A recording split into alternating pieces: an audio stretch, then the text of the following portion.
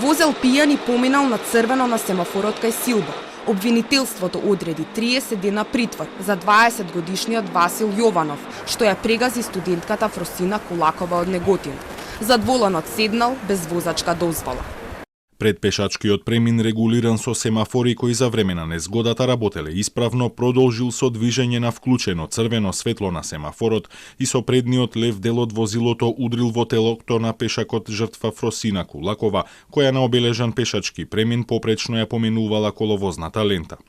Од ударот оштетената се здобила со тешки телесни повреди, од кои на лице место починала. 20-годишниот Јованов, која прегази Фросина и претходно бил во притвор, но за друго кривично дело – неовластено производство и пуштање во промет на наркотични дроги и психотропни супстанци. Кривичен тогаш пресудил дека момчето треба да оди во воспитно-поправниот дом Тетово. Јавен обвинител барал притвор, но при изрекување на пресудата, судот ја укинал оваа мерка. Обвинителот ја обжалил одлуката на судот и предметот во моментот е во жалбана постапка, објаснуваат од основното јавно обвинителство. Граѓаните кои преку цел ден палат цвеќе и оставаат цвеќе на местото на кое прерано згасна животот на младата студентка, се ужаснати од информациите дека задволенот било момче без дозвола кое пијано поминало на црвено и ја прегазило Фросина. Белат не се чувствуваат безбедно, бидејќи по скопските улици, особено на булеварите, се вози како на рели трки. Страшно. Сега баш го читам и место го гледам и солзи ми доаѓаат. Тоа е. Кога не ги почитуваме правилата, жртви има безброј. Слободната култура е стварно на многу ниско ниво, барем во градот овдека што се однесува, и то мислам дека во секоја населба.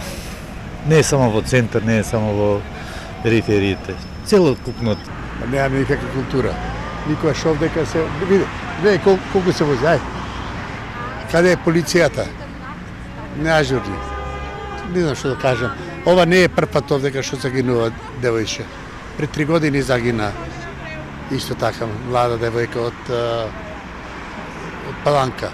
На социјалните платформи од неа се простуваат и низините пријатели и колеги од Интернационалниот институт за мода Изе Цури, каде таа студирала моден дизајн.